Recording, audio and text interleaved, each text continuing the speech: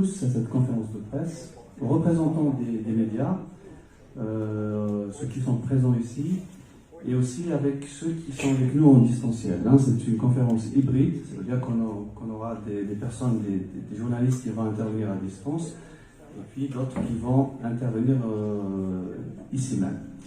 Cette conférence de presse qui entend lever le voile sur ce qui s'est joué véritablement à travers les procès, ou plutôt les mascarades judiciaires qui viennent de se tenir au tribunal de Dar el-Bayda en Algérie, ils font suite aux incendies dramatiques du mois d'août 2021 qui ont fait des centaines de morts et de blessés en Kabylie et qui ont ravagé la faune et la flore de manière dramatique. C'est aussi en plein milieu de ces incendies que Jamal Ben Ismail a été assassiné. De manière bien évidemment sauvage et qui a provoqué un choc terrible. C'était peut-être l'intention. Le seul point sur lequel nous sommes d'accord avec le régime algérien est que ces incendies sont d'origine criminelle.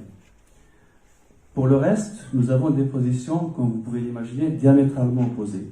Selon le gouvernement algérien, ce sont les Kabyles, en l'occurrence le mouvement pour l'autodétermination de la Kabylie, qui ont, comble de l'horreur, commandité et planifié ces incendies et tué un homme avec une horreur incroyable et surtout étrangère à la Kabylie. Du côté du MAC, le coupable ne peut être que celui qui dispose de moyens humains, techniques et militaires qui a pu commettre ces crimes. Les images et les vidéos que vous verrez dans quelques minutes illustreront au mieux mon propos.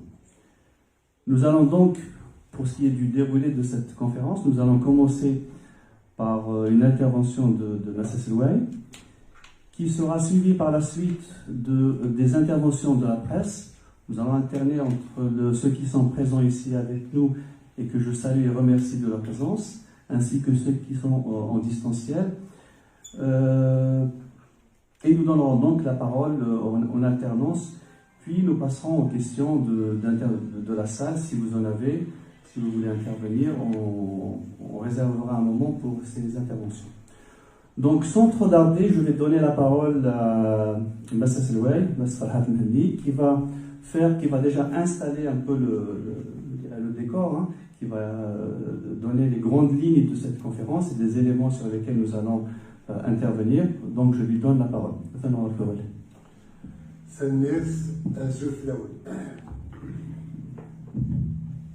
Le procès qui vient d'avoir lieu est tellement unique, tellement horrible, qu'elle appelait de toute façon une réaction de notre part, d'urgence. 54 condamnations à mort contre les Kabyles, c'est du jamais vu. On voit véritablement que c'est la Kabylie qui est visée, c'est du racisme anti-kabyle qui est là, et non pas autre chose. Pour cette réaction, je voudrais vous lire une déclaration préliminaire. Le procès des présumés coupables de l'assassinat de Jamal Ben Ismail, ouvert le 14 novembre 2022, est expédié en 2 jours, alors qu'il y avait officiellement plus d'une centaine de personnes à auditionner. C'est là de l'abattage judiciaire qui ne garantit aucun droit à la défense. Au-delà de cette parodie de justice, ayant conclu à la condamnation à mort de 54 personnes n'ayant aucun rapport avec le crime, c'est la toile de fond, en l'occurrence la Kabylie, sur laquelle le pouvoir colonial algérien veut jeter le combat.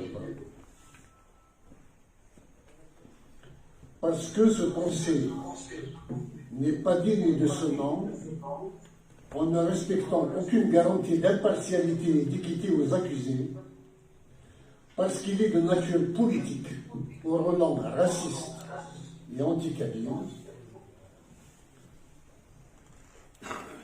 parce qu'il a fait l'impasse sur les tortures subies par les mises en cause pour leur extorquer des aveux auxquels ils sont complètement étrangers et qu'ils ont dénoncés durant leurs très brèves auditions individuelles.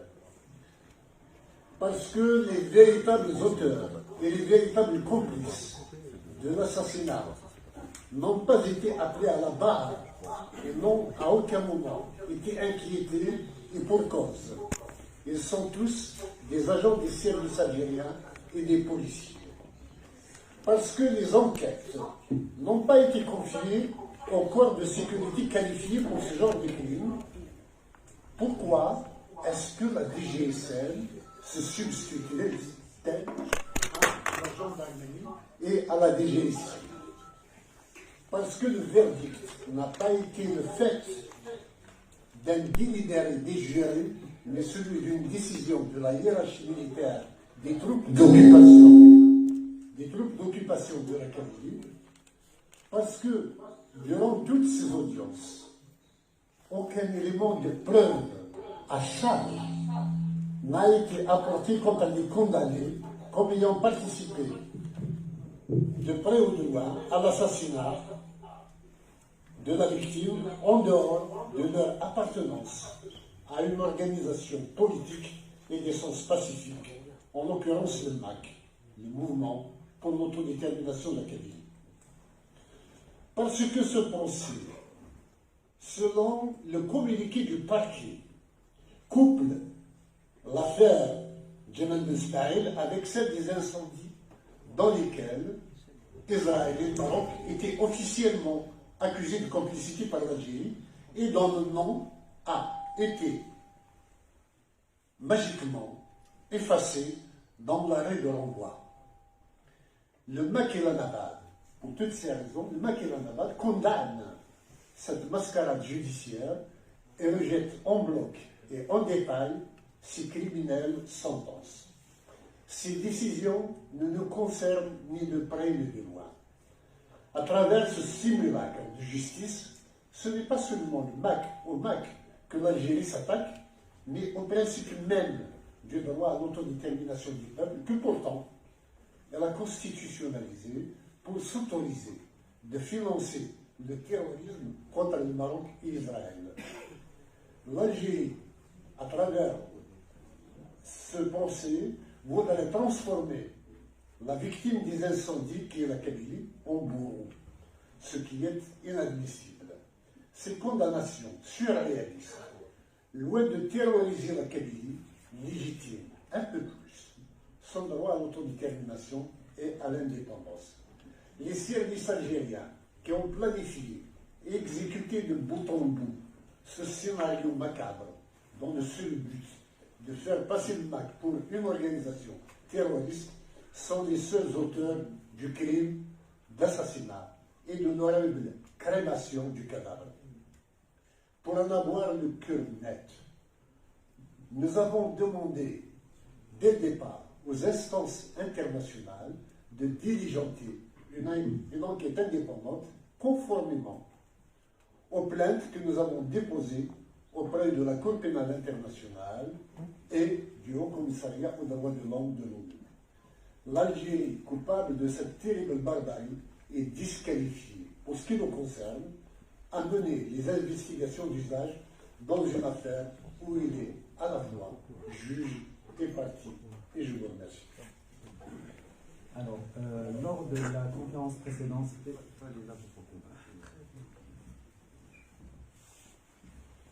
vous avez annoncé lors de la conférence de presse en mois de, si je me souviens bien, que vous allez entreprendre des démarches auprès d'organismes internationaux.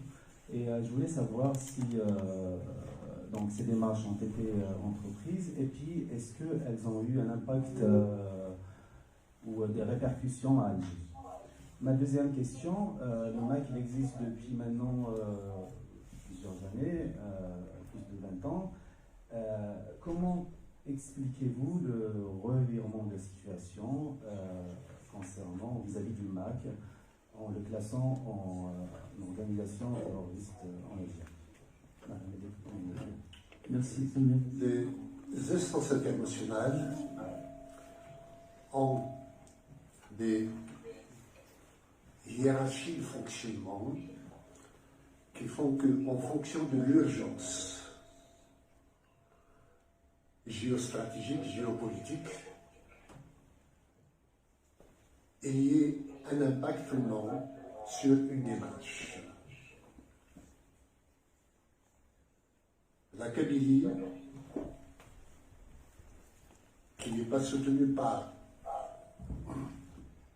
une grande puissance pour imposer que l'urgence kabyle s'impose,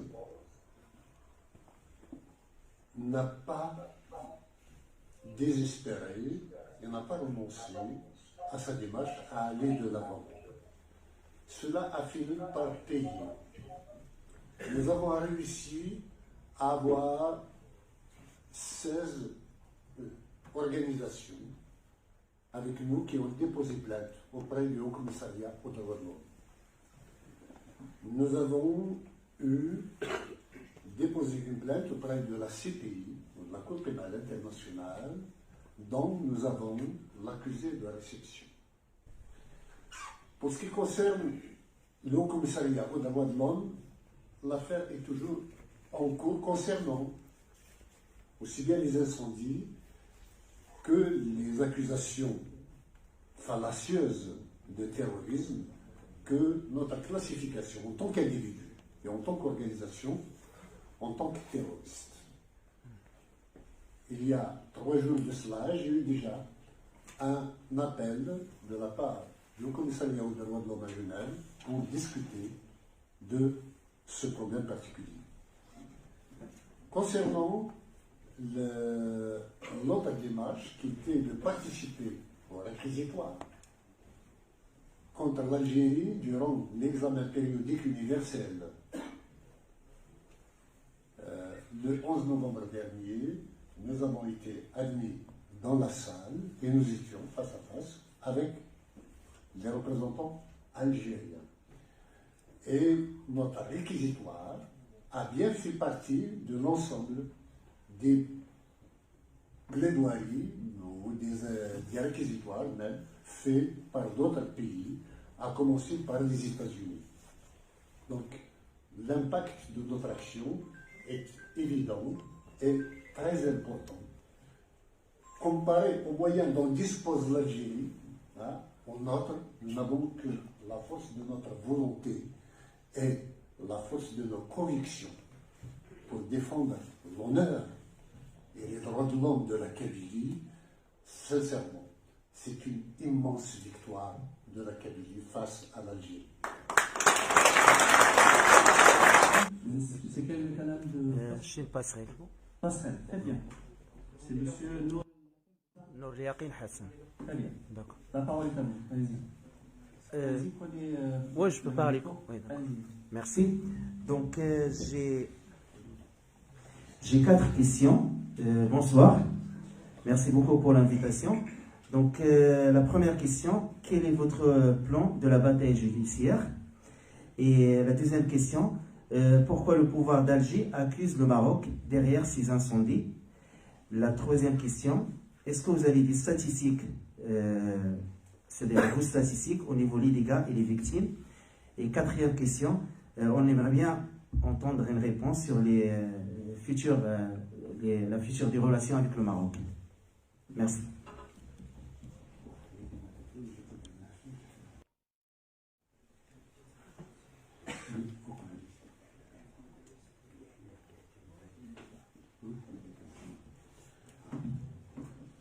Merci pour votre question. Le plan de bataille judiciaire, nous ne sommes pas admis en Algérie à défendre nos militants. Et personnellement, par exemple, il n'y a aucun avocat, tellement le terrorisme est fort. Sur le terrain, on a le courage de défendre le présumé coupable, Farhat Mani. Il y en a eu 2 ou 3 qui ont dit que Farhat Mani n'est pas un extraterrestre. Il dit ceci, il dit cela, et ce qu'il revendique est à son honneur. Donc, les avocats il y a eu quelques-uns. Mais je ne peux pas me rendre en Algérie pour me défendre. Si je vais en Algérie, il est évident que, probablement, même si le moratoire de la peine de mort est suspendu depuis 1993, il n'empêche que il se pourrait que je sois liquidé physiquement. Même si on ne le fait pas par un peu de temps d'exécution, on peut le faire autrement. Nous avons vu des gens mourir en prison. On ne sait pas par quel moyen, et nous ne savons pas comment.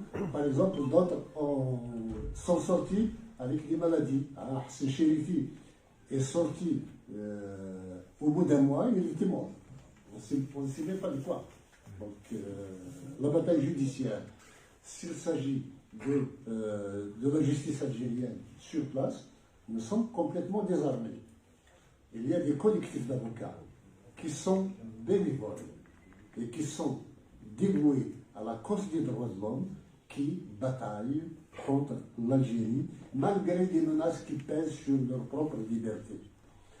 Et concernant la bataille judiciaire que nous menons contre l'Algérie, à travers les instances internationales, pour le moment, nous n'avons pas les moyens de payer des grands avocats. Dans ce sens, nous en appellerons au temps opportun à ce que, justement, les Kabyles puissent nous aider à prendre des avocats. Et même quand il y a un procès comme aussi horrible que celui qui vient de se passer, nous aurions aimé avoir les moyens d'envoyer des avocats internationaux pour assister et plaider sur place. Nous n'avons pas d'argent pour cela. Voilà la situation dans laquelle nous sommes. Concernant l'impact des victimes des incendies, sincèrement, il y a 3 cas des villages kabyles qui ont été impactés, qui ont été touchés par des destructions, par le feu.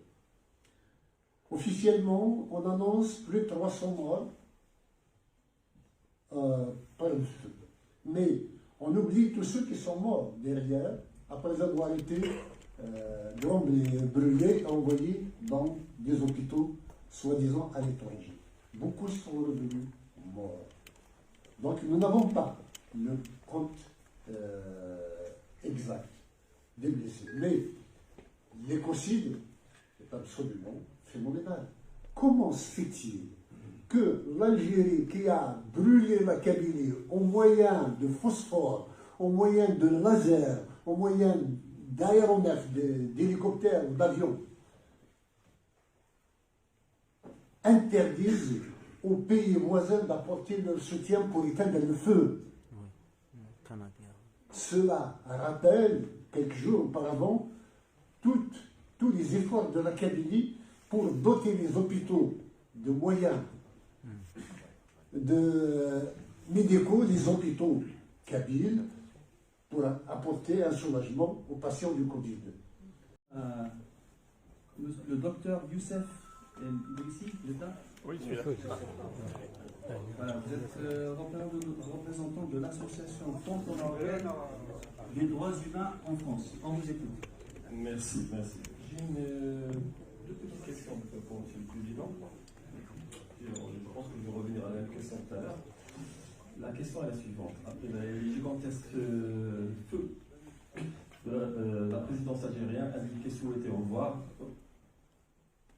ses relations avec le Maroc. Comment expliquez-vous ça? Deuxième question. Deuxième question, comment expliquez-vous l'annulation du pouvoir algérien de la visite du rapporteur spécial de l'ONU sur les droits de l'homme qui a été prévue du 12 au 22 septembre 2022? Merci.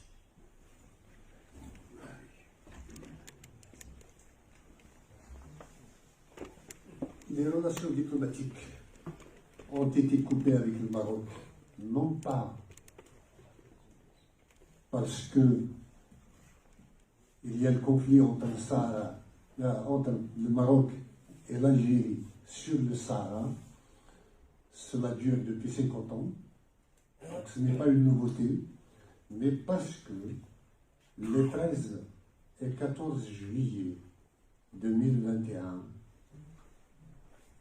à une agression diplomatique de l'Algérie contre le Maroc au sein des non-alignés, l'ambassadeur, le représentant du Maroc à l'ONU avait diffusé auprès de tous les pays des non-alignés une fiche signalétique sur le droit du peuple kabyle à son autodétermination. C'est le soutien au droit à l'autodétermination de la Kabylie qui a amené l'Algérie à rompre ses relations diplomatiques. Bien que on se demande après coup, avec la guerre d'Ukraine, est-ce que ce n'était pas déjà un plan prévu par le Kremlin, de telle sorte que la rupture des relations diplomatiques avec le Maroc s'accompagne de la coupure de la fourniture de gaz via le Maroc vers l'Europe, et de telle sorte à faire le chantage à partir du Kremlin à l'Union européenne pour ne pas soutenir l'Ukraine lors de cette invasion. Donc il y a les deux versions qui peuvent être complémentaires et non pas exclusives l'une de l'autre. Voici la raison pour laquelle ces relations sont définitivement rompues. Hein? L'annulation de la visite du rapporteur. L'annulation de la visite du rapporteur de l'ONU, je vous dis, cela fait 11 ans que cette visite est reportée d'année en année, de mois en mois. Est-ce que cette fin d'année, elle sera enfin effectuée? Je voudrais que l'histoire me démente. Me fasse un démenti, mais en tout cas, pour le moment, moi je n'y crois pas. Merci.